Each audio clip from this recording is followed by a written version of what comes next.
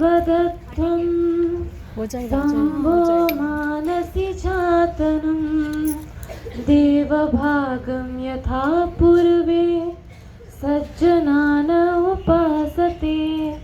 A very good evening to everyone present over here. I am Rita Sahu from Regional Directorate Bhubaneswar. Feel privileged to be host of today's academic session.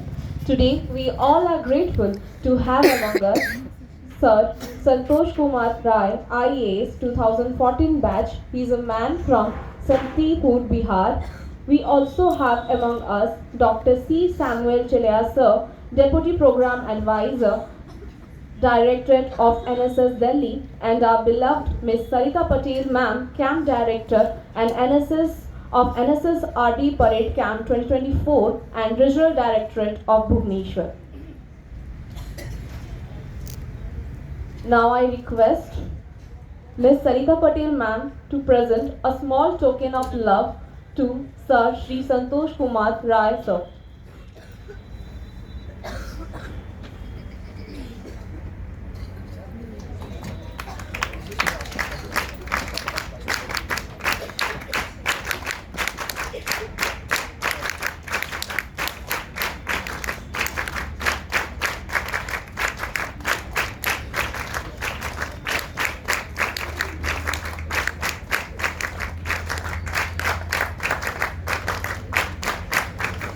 Thank you so much, ma'am. Now I would like to request Shri Santosh Kumar Rai sir to grace us with his words. Sir, please.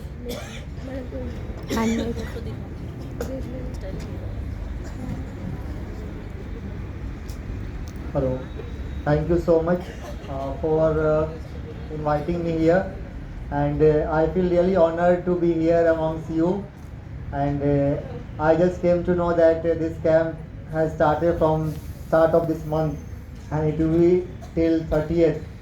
And students from across the country are here. And I sincerely thank the organizer from the Ministry of Youth Affairs to give me an opportunity of this.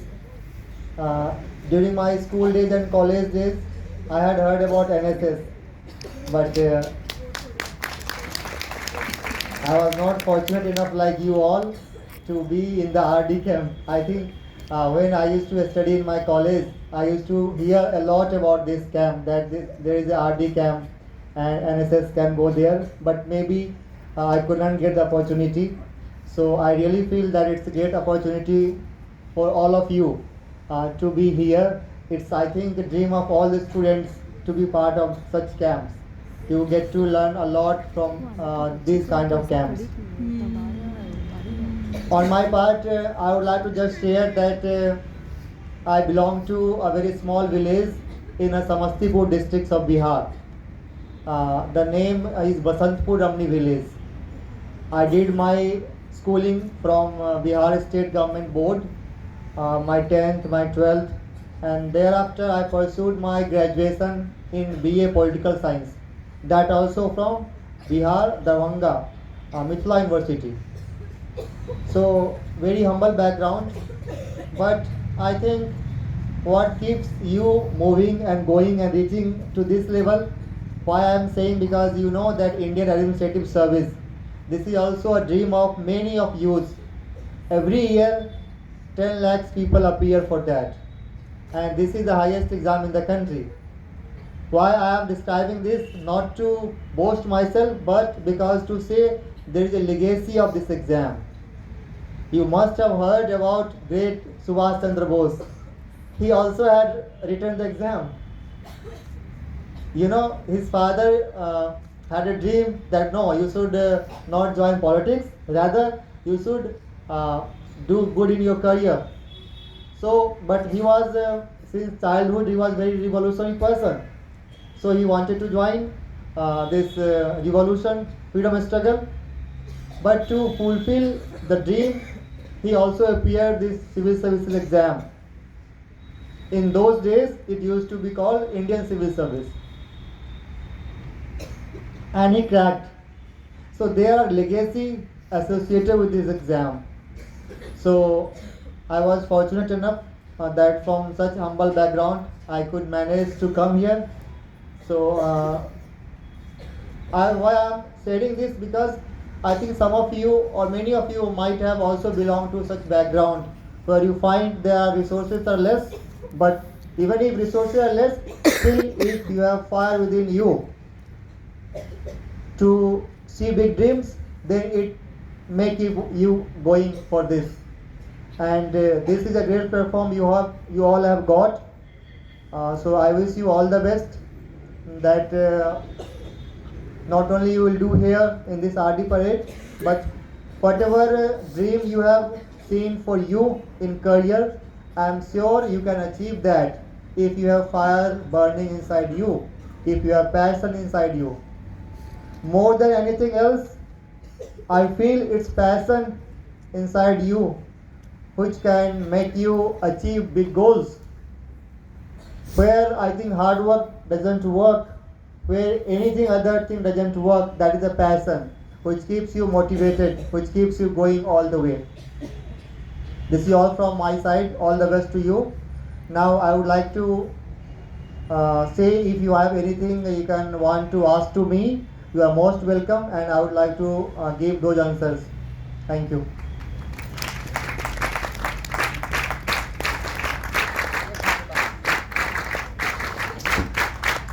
Please feel and ask anything without thinking that what I will think about you.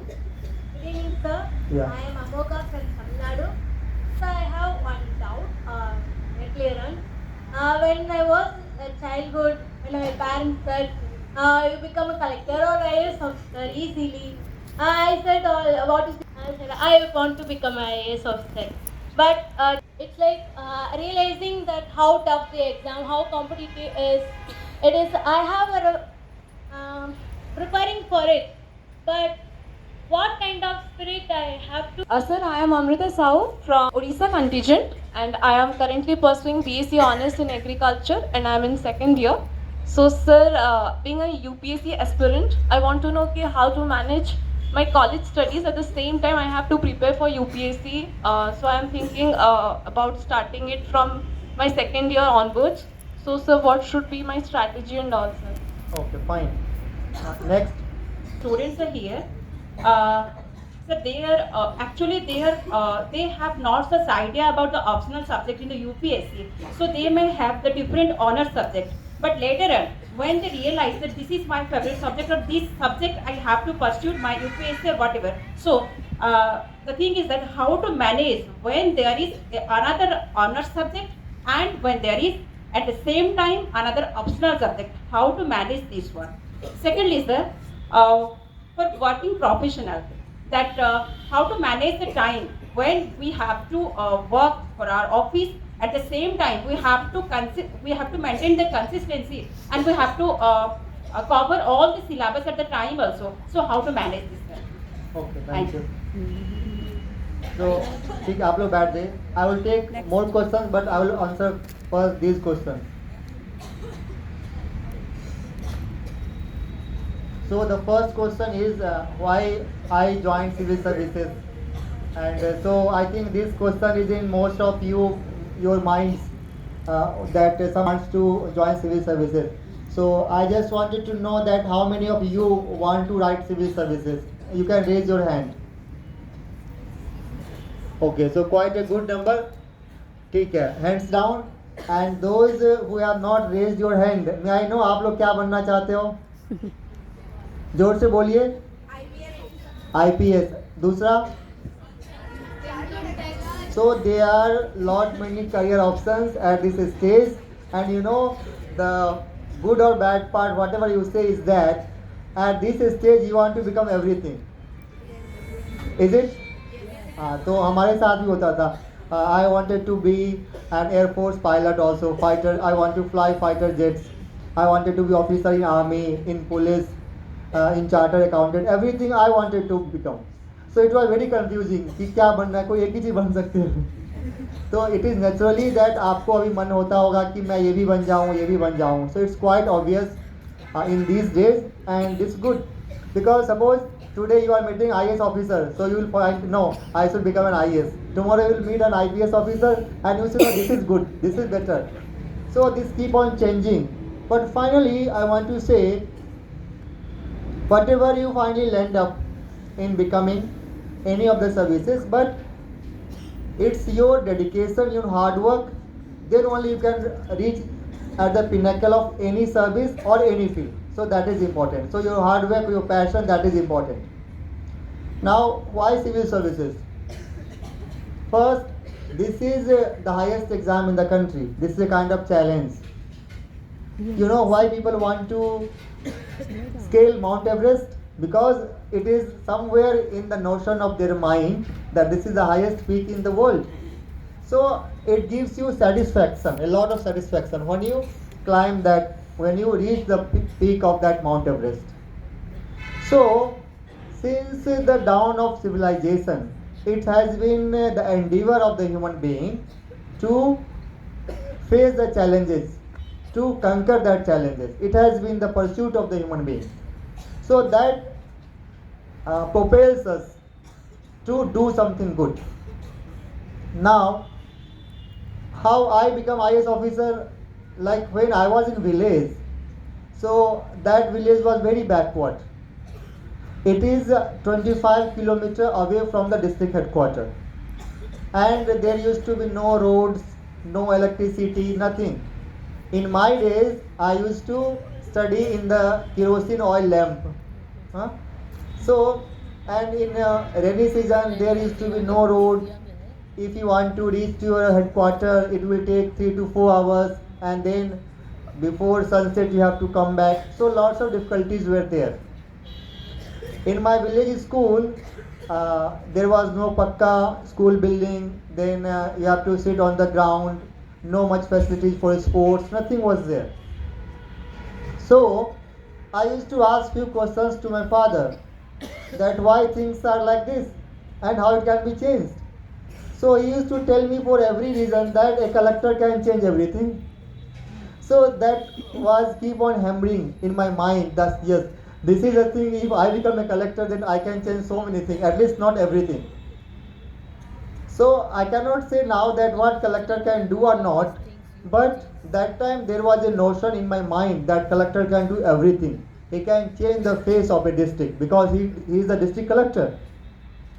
So with that I grew up thinking that someday I should become a district collector so that I can change the fate of any districts. And it is a fact that district collector is the head of the district. You tell anything, any problem related to health, education, road, transport, women's safety. You talk about anything, agriculture, horticulture, irrigation. All the departments at the district level is headed by a particular department officer, and the district collector coordinates among them. He review everything happening in the districts, and if he wants and resources are available there, he can bring significant change in any of the departments. Second thing, he directly enforce and try to implement all the programs. Have you heard any PM flagship schemes? Can you tell me the name of any PM flagship schemes? Skill India. Another? Make in India. And then you also have, if you belong to village, you also know PM Awas Yojana. Then there are old age pension schemes, widow pension schemes, Ujjwala schemes. You know so many schemes.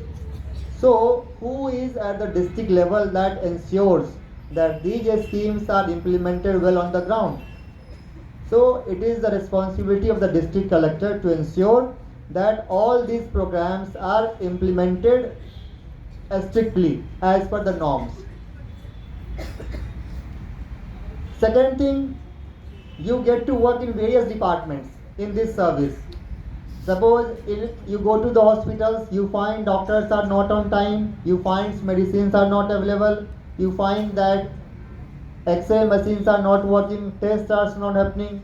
So if you are a district collector, you can ensure that these things are happening properly. This is only in the mind of everybody. And then there is a lot of social prestige status attached to the post of a district collector, and you get so many opportunities when you are in this service IAS to help so many needy people. You have such power given by the government that you can help so many needy people. Any people come to you for any kind of help, you can help them. This will gives you immense satisfaction helping people, and you feel that yes, you are at some place where you are able to help people. So that derives you, that motivates you. Now, as far as preparation is concerned, I would like to share some of the things with you. First thing regarding optional subject, some of you have asked. Yes. So in optional, regarding optional, I want to say that all subjects are good. All subjects are scoring. So you should not keep this myth in your mind that syllabus of some subjects are very small, syllabus of some subjects are very lengthy, some subjects are scoring, some are not scoring. It's not like that. If you want to test it, you can test very easily. In any year, you take the optional subject of top 20 candidates. You will find that they have different kind of subjects. So this shows that subject has no issue with it. It is we who decide how to get selected. So toppers are from all the subjects. So first thing is that subject is neutral. Second, how to select? The first thing that you should keep in mind is your interest. In which subject you have a deep interest? Because one of you were saying that it's like a marathon. So yes, it is like that. You have to study a lot. So if the subject is of your interest, then you will not get bored. So first and foremost, to decide optional is it should be of your interest.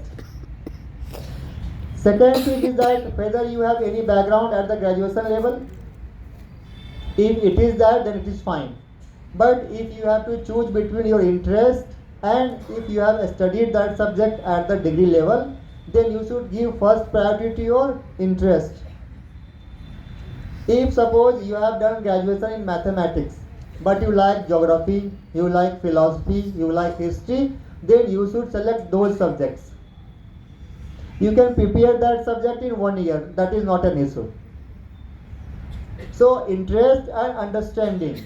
Now you may get confused like your career कि तुमको आपको अच्छा लगता है history भी अच्छा लगता है ज्योग्राफी भी अच्छा लगता है फिलॉसफी भी अच्छा लगता है तो you should first select 2-3 subjects that you feel more connected to.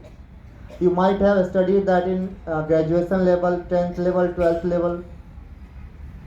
You select 2-3 subjects first, then you take previous year questions papers of these subjects and you go through them, and then you find in which subject you feel you are more able to understand that.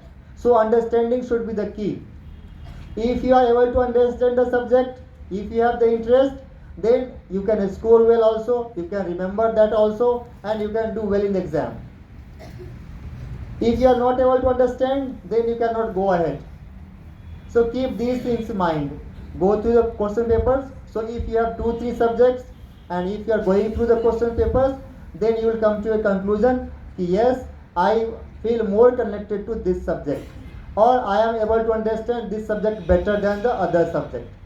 That way you can select the subjects. Now, some of you are saying that you want to prepare the exam with your current job also. So that is also not an issue. I think you must have gone through one sum in mathematics. That is a kind of कि एक आदमी एक काम को इतने घंटे काम करके कितने दिनों में कर सकता है. तो अगर वो इतने ही घंटे काम करेगा तो कितने दिनों में कर सकता है. ऐसा होता है ना. अगर एक आदमी सपोज 10 आवर्स काम करेगा तो किसी काम को सपोज 5 दिन में कर सकता है. तो अगर वो आदमी 10 आवर्स के बजाय अगर 5 घंटे ही काम करेगा तो ऑब्वियस है उसको 5 दिन के बजाय 10 दिन लगेंगे. So it is as simple as that. Anybody can crack this exam, whether you are doing full time, half time, part time. You can do if you have the passion and you want to do it. If I give you my example, so I was doing full-time job. Before coming to the IAS, I was in another kind of job, like I was assistant section officer. I was working in Ministry of Commerce full-time. Prior to that also I was working full-time in the government departments.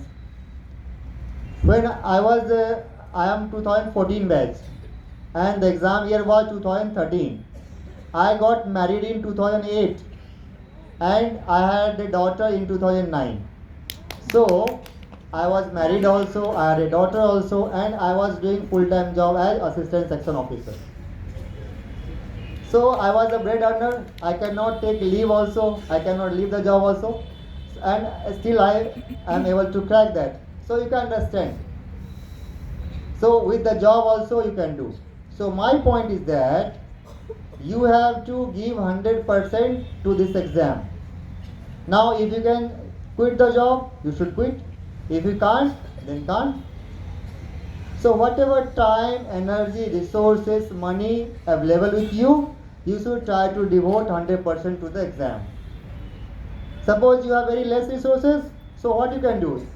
You can devote only that much, so you have to devote that much. So 100% means 100% whatever you have. So it doesn't matter if you have less resources, you cannot dream, you cannot crack. Still you can manage to do it. Maybe that you need to do more effort than those who are full timers, who have more resources, and maybe that you will need more years to crack that exam. So that's the only difference. So why I have come here? I have come here to give you a message that anybody can crack this exam. Now, when to start about this exam, how many hours you should study? Again the same thing. There is no fixed limit. There may be thousands of ways to clear this exam. You have to choose your own way depending on your strength and your weakness. Okay?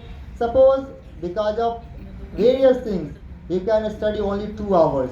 You can study only 4 hours, 6 hours. So still you can crack the exam. Now somebody say, when should you study, in day or night? It's up to you. So there is no fixed path to clear the exam. If you want to study night, you study whole night. If you want to study day, you study day. If you have 6 hours, you give 6 hours. You have 10 hours, you give 10 hours. Whatever whatever resources at your disposal, you devote 100% to this exam. So that is the crux.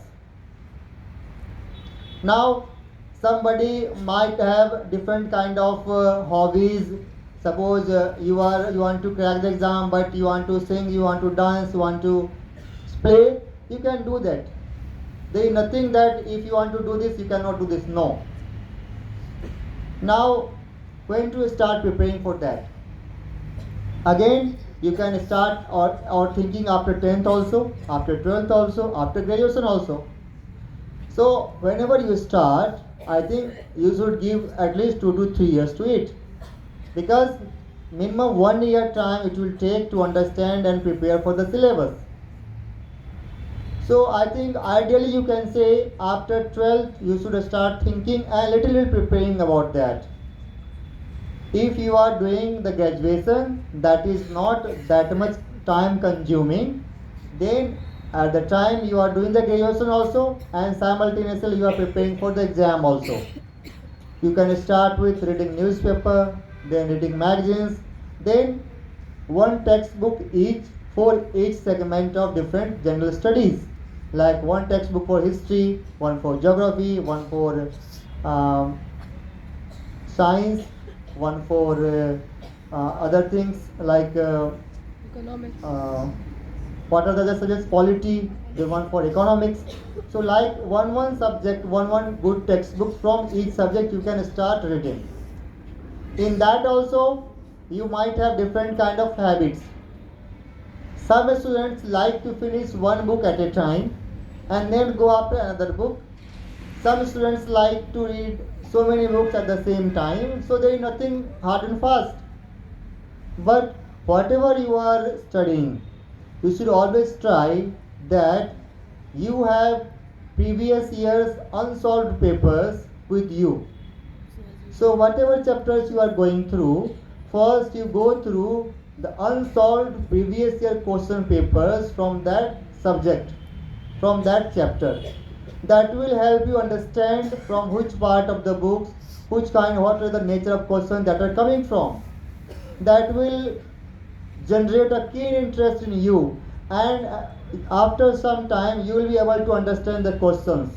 Whenever you will be going through any lines, you can find, okay, this can be a question. So I will always suggest you should always take unsolved question papers. Never go for solved question papers.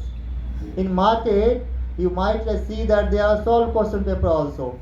So if you go for solved, what will happen? That will restrict your inquisitiveness, your mental work. If you have unsolved, you know from this chapter it is there, then you will, if you want to go for the answer of that question, you will end up studying more and more about different things. So you should never go for solved question papers. These are the few basics for civil service exam, and considering I am before you, I have told that I have done from the state board, from simple BA political science, from Mithila University, not a big university, from IIT, from IIM. So this shows that anybody can crack the exam. It's as simple as that. Only thing is that you should have a passion within you. Thus, yes, you are not an inferior to anyone. You can do it. That message from you should always come within you. You have to motivate yourself. You know, whenever I go to interact with students like this, aspirants like this, they always ask a general question: how to get motivation? Now, I always remember that I never feel that I need a motivation. So you know that if you become an IAS officer, an IPS officer, what you will become? So if you imagine and dream every time about that, I don't think you need a motivation. Because you know what you will get, that is huge, humongous. If you become a civil servant, IAS, IPS or any other civil services, you will get huge opportunity to serve the people. So that opportunity, that lifestyle, and that satisfaction that you can help so many thousands of people, that should drive you always. That should keep motivating you. In my life, I have never felt any moment where I am not motivated. Still I am motivated. Even I become IS, now goals are different. See, if I am a district collector now, I have a dream for my district, that my district should be like this, my district should be like that. In those parameters, my district should be number one. I always tell my staff that I don't like number two. I have a dream that yes, in all aspects, at least I should try to become number one everywhere. In my class also, schools also, I cannot say that I used to be number one all the time, but my pursuit was there, that yes, I should be number one. So that you will keep you motivated, and you will always be excel and excel. So that's it for the time being. Now if you have some more questions, you can ask. Come here, come here. Yes. Come this. Madam students madam इधर आ जाइए बा इकडे बा please come front come this side this way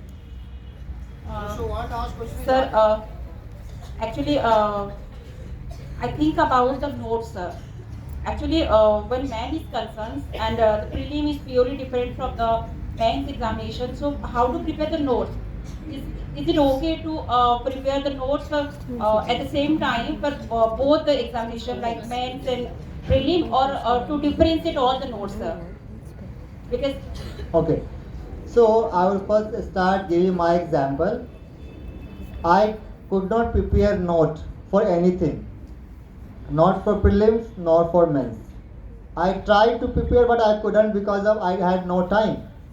What I used to do is that on the textbook itself I would to underline the things or to write something in the margins. Both in the note, any book also you see there are some margins. In margins, suppose I gone through the entire page, and some of the important points of that page I would write in the margin, or some of the important things I would underline. I'm not. It helps you to go through revise very easily.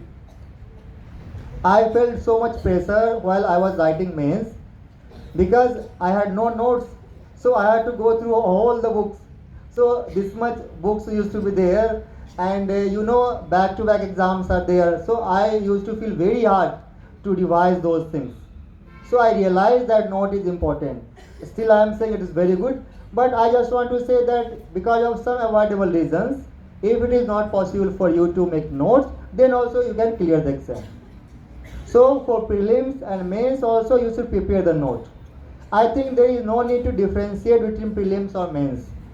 Exam is simply only one exam, only the way of asking questions are different.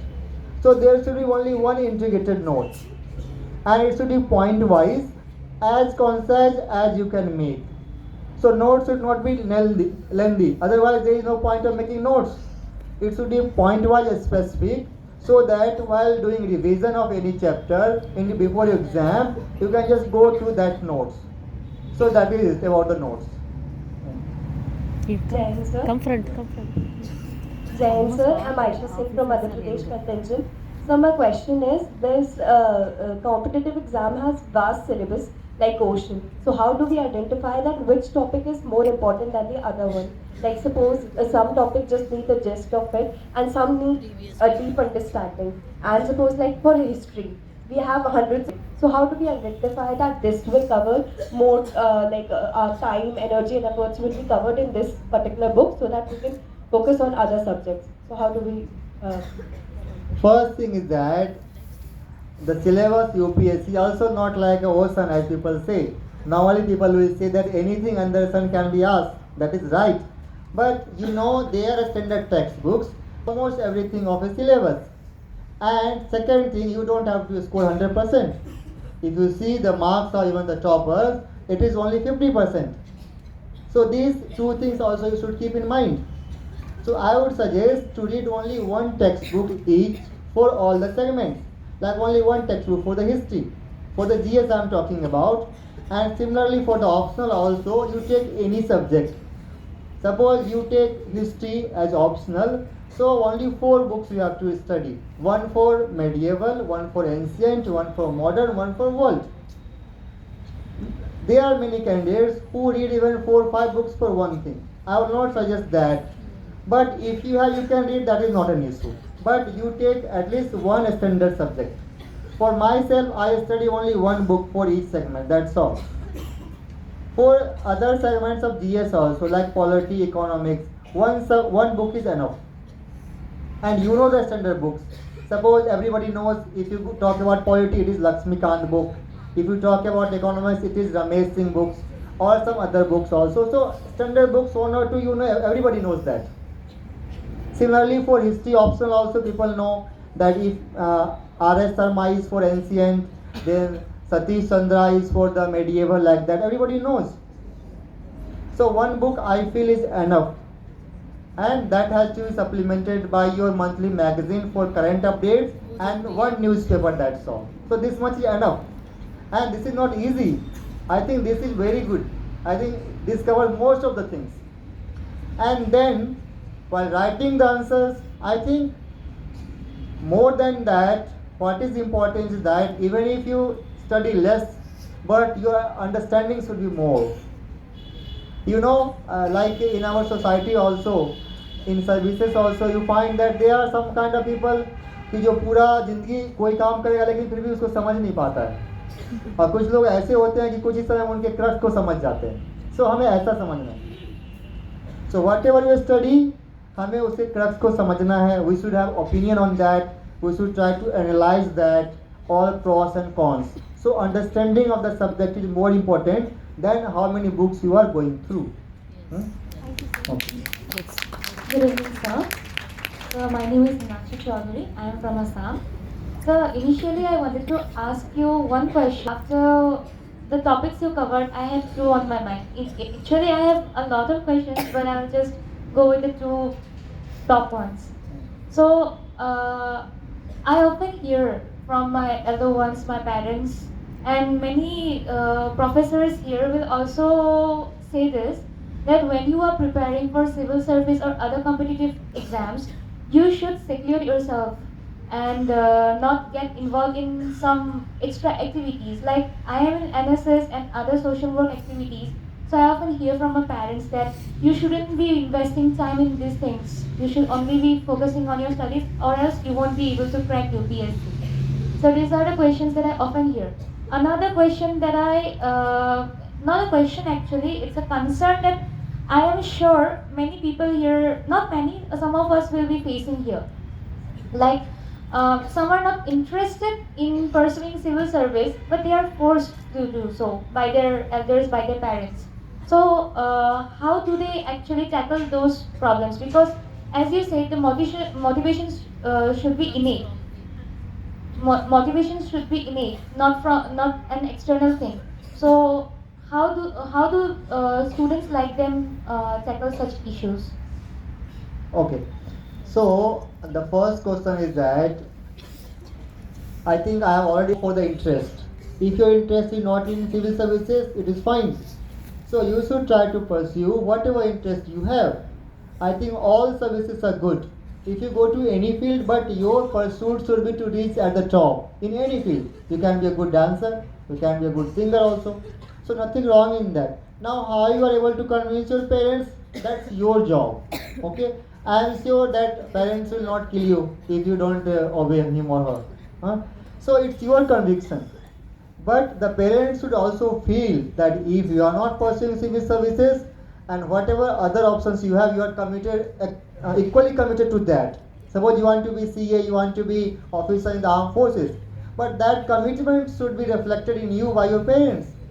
But if your parents will see that you are not preparing for civil services nor you are doing anything else, then definitely pressure will be on you. But so I will suggest that we should always go for our passion, our interest, which is close to your heart. So that will be better. And what was your first question? So my first question was, I am associated with other activities. Understood. Yes, yes, okay. But I also I'm a civil service student. Okay, understood. So my take on that is it's your time management. Like I told you about myself, I used to work for 10 hours in office, minimum 8 to 10 hours. If you calculate everything going from your home to the office and coming back, it's minimum 10 hours because it's a full-time job. So 10 hours I am doing where I cannot study. So you can imagine. So I am sure if I can devote 10 hours and then also I can clear the exam, surely you can give 5 hours, 2 hours in your playing, in your singing, whatever other activity you want to do. Main thing is that if you are positive, a positive person sees optimism in everything, positives in everything. So it's all about how positive you are in your thinking. Suppose if you are playing 2 hours a day and there also you are doing good, I think that will also positively impact your preparation in civil services. Suppose you are a good singer, you are doing some concert, you are doing some culture programs, and there you are getting accolades, appreciation, you are performing well, that confidence will also will be reflected in your civil service exam. So how you are taking things, that's important. So you should always pursue your passion, your own mind.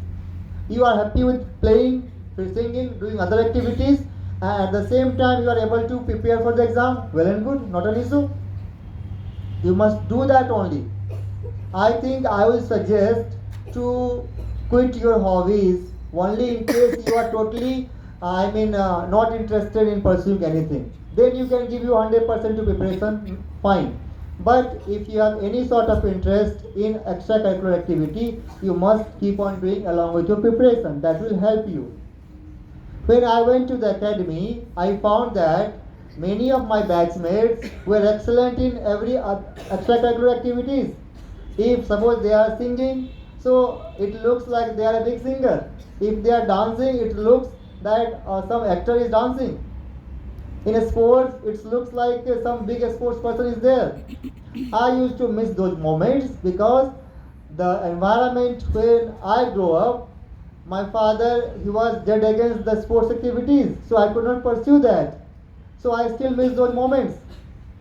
So my suggestion will be you should carry on your passion along with your career. There is nothing wrong with it, okay? But you have to manage the time accordingly so that one activity is not impacting adversely the other activities. Fine? Thank you, sir. Yes. Come front. Namaste sir, this is Vita from Karnataka contingent. Sir, as an IAS aspirant, have you faced failures, and if you have faced, how was your comeback during those kinds of failures? Okay, good question. I will answer this question by failures. It always makes me stronger and stronger. Since my childhood, I have always taken failures very positive. It doesn't broke me ever. It makes me stronger. It gives me a challenge. Okay, some more effort is required. I will give you one example of my civil service preparation. That time, I was assistant section officer in Ministry of Commerce, and some of my friends were also preparing for the exam. That was the first time I was writing the exam, and syllabus was also new. CSAT was introduced in 2011.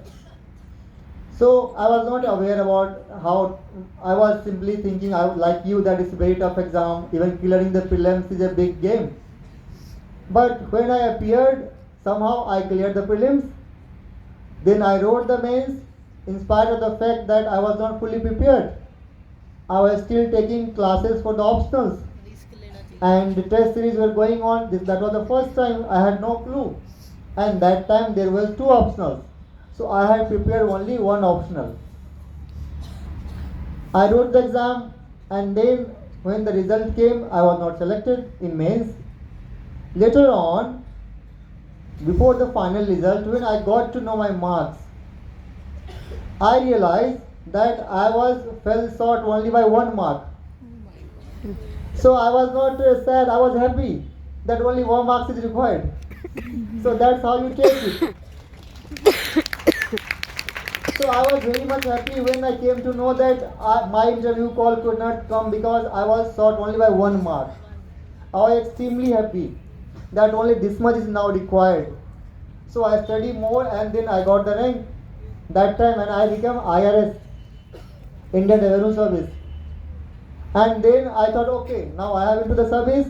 Now this time again I will study those things also which I could not cover because of lack of time.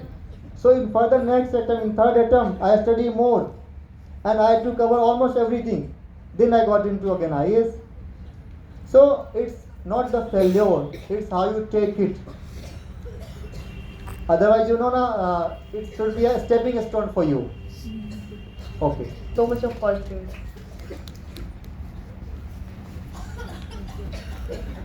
Good evening, sir. Hi. My name is Sanskrit Singh. I am from Gujarat contingent, pursuing BCom honors, 3rd year. Sir, I have 2 questions.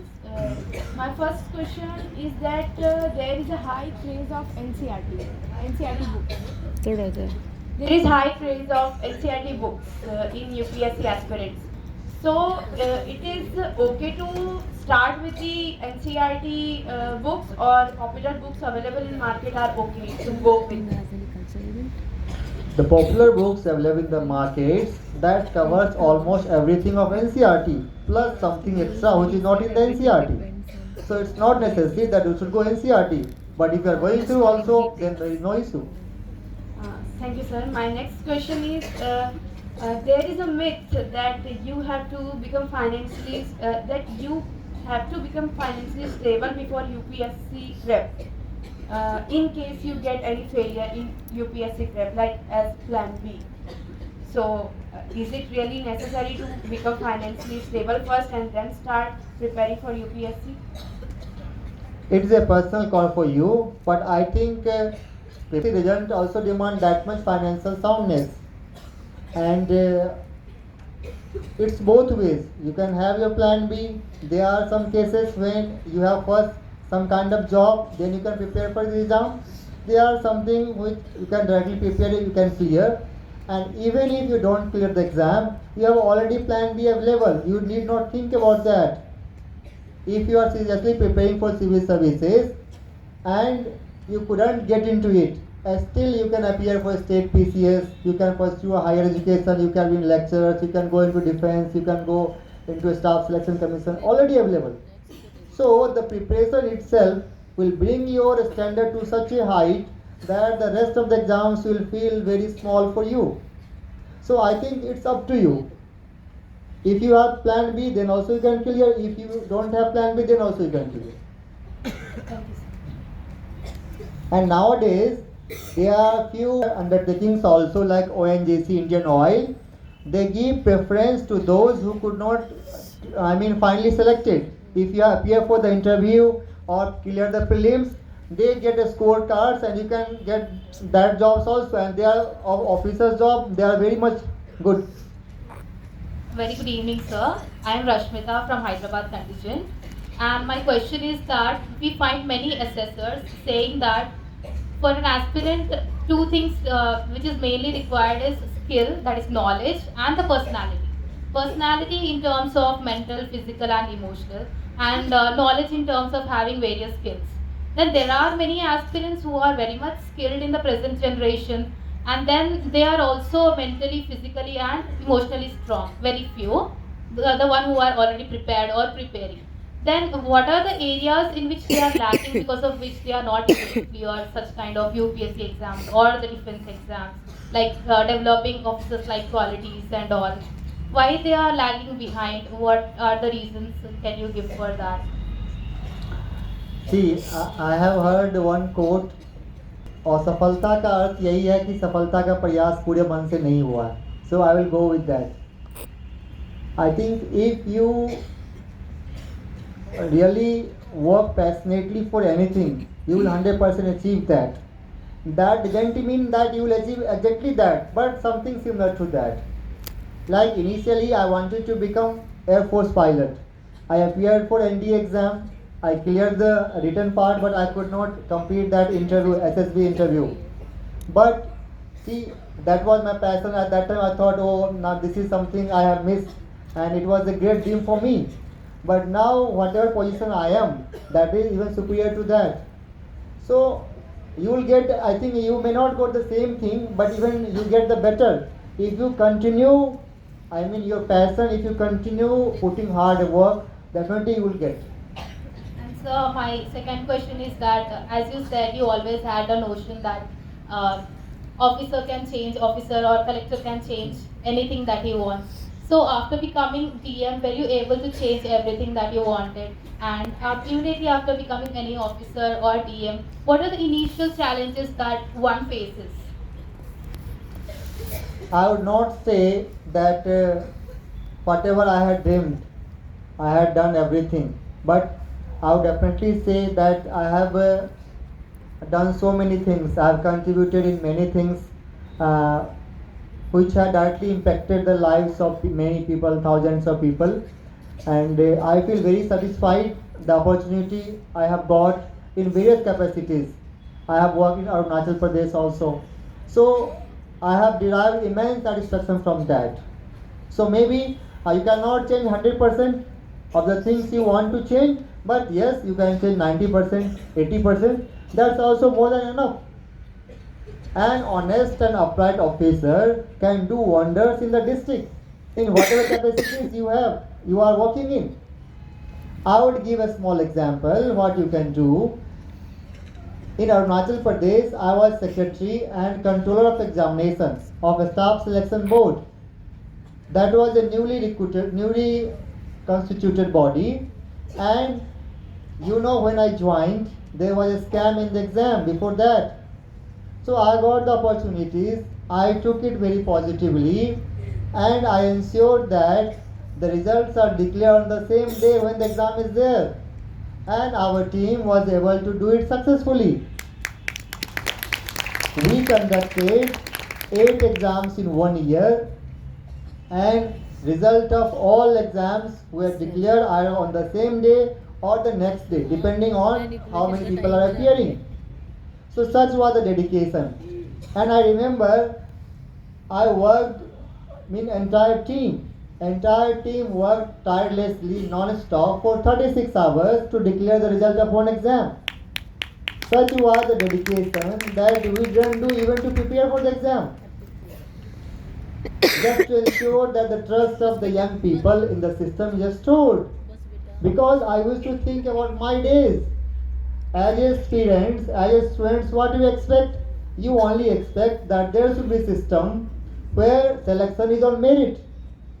So once you are the part of the system, it is your duty, if you have got the opportunity, to ensure that the young boys and girls who are preparing for the exams, they belong to a poor family.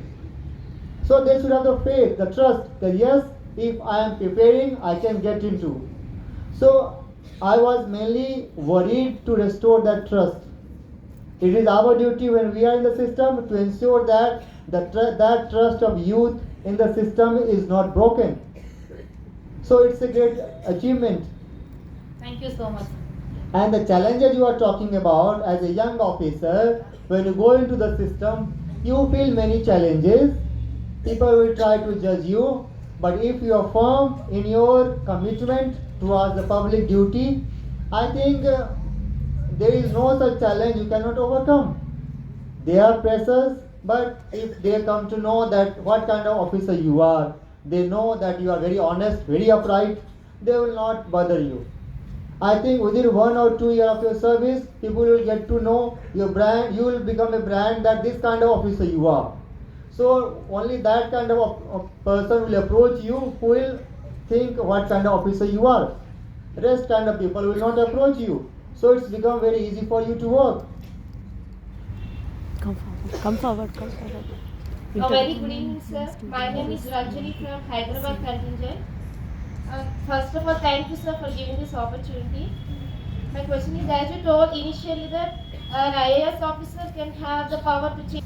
Sir, but why cases more still pending regarding women harassment, sir? Go there. And many persons regulating the court laws without fear. And my opinion is immediate judgment will be needed to reduce the crime rate regarding women harassment. But why it is not yet possible, sir? And why some persons managing things in the court, how far it is correct, sir? This is my question. Okay, thank you. Now, this harassment of women is a big issue in the country. Hey, रुको madam, रुको. I would take it positively in the way that we have come a long way. There was a time when there was nobody to listen to the women. Now you all girls are sitting here, you are asking the question. I think this is also a positive news for girls. These opportunities were not before. If you have read the history, you must have read that in ancient days, female didn't have even right to study. They were not treated equal to the men. But now you see, women are officers, even the armed forces, even the fighting branch. They are the pilots of the fighting jets. So, lot of improvement has happened. But yes, I totally agree with you, is that still lot is to be done. And we see that you have recently seen even the Olympians are on the roads. And system is not ready to listen to it. But in that case also I will say that some of the demands of the wrestlers, of the Olympians have been met. So the problems or the thinking of the society towards the women, which has been shaped for thousands of years, cannot change, suddenly. But we are moving in the right directions. And you see nowadays many IPS officers are women. So if more women will come into the workforce, at the workplaces, I think situation will change. I am 100% sure that a woman officer will be more sensitive to the needs, demands and aspirations of the women. And you see it is coming. Some of the states are also doing affirmative action and they are reserving 33% seats for women. They are reserving seats in the panchayats. Now women reservation bill has also been passed in the parliament. And it is expected that in coming years, 33% of women will be parliamentarians. So things will change. We have to accept the reality. Yes, things are not good now, but we should be hopeful that we can change together. And I am totally agree, more than the female, it is the male we have to understand. what is their duty towards female, the respect, the dignity, and their different kind of issues. First, male should understand that. Unless the male will understand, it will not change. And women also have equal responsibility when they become a mother, that how a mother is treating differently to a boy and differently to her own girl child. So I think we all are responsible for the situation. But we have come a long way, and I am sure if you move in a positive direction, definitely we will be able to make this place a better place for women too. Thank you. नमस्ते sir, मेरा नाम डाली सारस्वत है और मैं BSc final year की student हूँ। Sir मेरा क्वेश्चन भी कुछ सेम है कि प्लान बी को लेके। जैसे सर हमारे जैसे टीचर है तो एक जिनसे मेरा जैसे बात होती है कि सर आगे हमें क्या करना चाहिए और ये, तो सर उन्हें पता है कि जैसे यूपीएससी की तैयारी करनी है, लेकिन सर वो बोलते हैं कि जैसे प्लान बी का होना बहुत ज़रूरी है, अदरवाइज हो सकता है थोड़े मतलब टफेस्ट एग्ज़ाम है तो हो भी सकता है एंड नहीं भी, तो बहुत कम रेयर चांस है होने के भी। और सर इस चीज़ को हम पता नहीं एक्सेप्ट कर पाएंगे या नहीं, बाई चांस आगे फ्यूचर में हम लोग ना हो पाए तो। और सर जैसे फैमिली मेम्बर्स भी उनको जल्दी से विश्वास नहीं होता है लाइक कि मतलब हमारा बच्चा मतलब कुछ आगे यूपीएससी में एंड हो पाएगा, मतलब जल्दी से विश्वास नहीं होता है नॉर्मली किसी को भी। तो सर हम कैसे करें कि बाई चांस ना हो पाए तो घर वालों से भी कैसे क्या कहें। और सर जैसे कॉलेज और बीच में ब्रेक्स आ ही जाते हैं, कंटिन्यू मतलब कंसिस्टेंसी नहीं हो पाती है, जैसे कॉलेज जाते हैं और ये, तो वापस उस चीज़ को मैनेज कर पाना बहुत ज़्यादा मुश्किल हो जाता है। तो सर इसके बारे में थोड़ा बताइए। नहीं, आप मैंने पहले ही कहा कि प्लान बी भी करो, उसमें कोई इशू नहीं है। आप कोई जॉब करके भी कर लो, मैंने मना नहीं किया है। तो आपके ऊपर डिपेंड करता है। If you want to first get some kind of job, then you want to prepare for civil services, that is also fine. I am not saying that you should directly do. It's your choice. If you feel that you are more comfortable in securing first job, some kind of job, and then want to prepare for, you should go at that. I already told you in the beginning that there are thousands of ways. You should choose the way that suits you the best, depending on your family conditions, your financial conditions, your social conditions. My point is that even if you got a job of a teacher, even if you are married, even if you have 2 kids, still you can become IAS. That I want to convey to you. Rajasthan.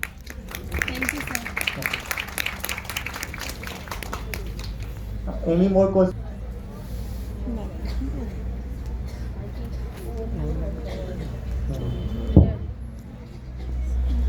Please come.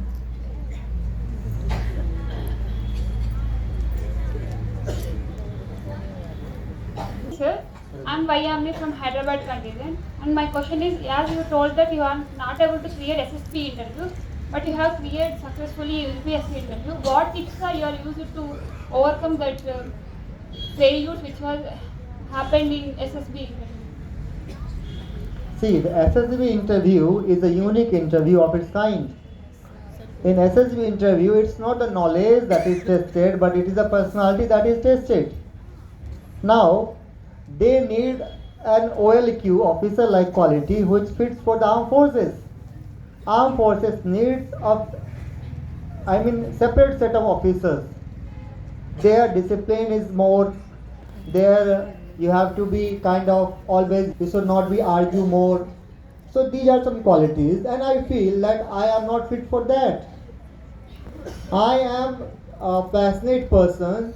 I feel if something is this is right, then I don't mind that what my superiors are saying. I will even then stick to it. So maybe this whatever thing like stubbornness, my rigidity for a good cause, my confidence, my other qualities which I think is my positive may not fit for the armed forces. So that's a different kind of set. So even if I could not clear, I realized that why I am not clearing, and then I also took that as a positive, because when I appeared for the interview, I got to learn so many things. You know, I have got education from Hindi medium state. Okay, so I was not able to speak English. If I am standing before you, I am speaking before you in English. That's because of the SSB. For the first time, when I went for the SSB in Varanasi, I felt that other candidates who had come there, they were all friendly speaking. So then I realized that I have to learn how to speak good English. And then I searched like anything, and I used to madly pursue how to improve my English. You will not believe, for every day I shared this with 2 or 3 of my friends who also wanted to improve their spoken English skill. And every evening for 1 hour we used to speak in English, whatever right or wrong. So that was the passion. So from SSB I learned this, and then the physical fitness, the dynamism, because in armed forces you need to always take quick decisions. So many qualities I learned from the armed forces, and that was my passion of armed forces. Finally, I become part of one of the forces, and I cleared the exam for assistant commandant of Sasastra Seema Bal. I served there for 1 year. I did entire training, and I left that job because I wanted to prepare for civil services. So I have left many of the services. I could not clear many of the exam, but they have not weakened me, but they have made me stronger, because I got to learn that these are the qualities which I am lacking. So those exams which I could not clear, they gave me an opportunity to improve me upon further. They made me a better person. So this is how you take it, and you should take it from every failures. Hope I have answered your question. Okay. So I have answered, I think, most of your questions. I tried my best, and I liked answering all of your questions. And indeed, it was a great opportunity for me also to interact with you, and that this will help you, because I was trying to convey you through my own examples which I have gone through. I think that is the best way to learn. So all the best to all of you. Whatever career options you are thinking, you should go all out to achieve, to realize those dreams, and all the best from my side. Thank you so much.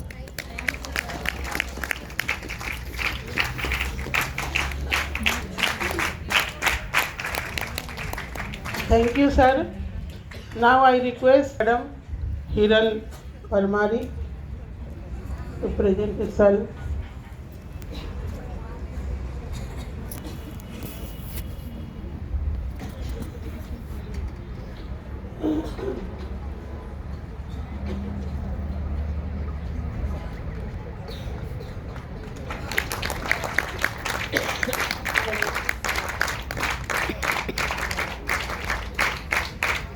She is from Gujarat, Ahmedabad contingent इधर.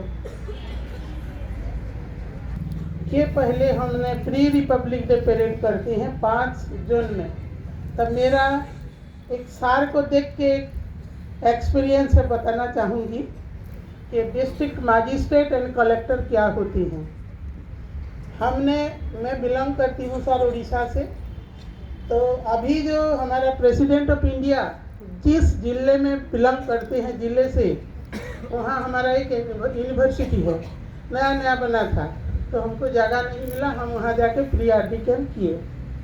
एकदम rural जंगल area है. तो हमारा different camp में governor involve थे. तो वो बोले कि नहीं, मुझे प्री रिपब्लिक डे परेड में आना है. तो कल गवर्नर ऑफिस से लेटर गया कलेक्टर के पास. कलेक्टर डिनाई कर दिए, नो.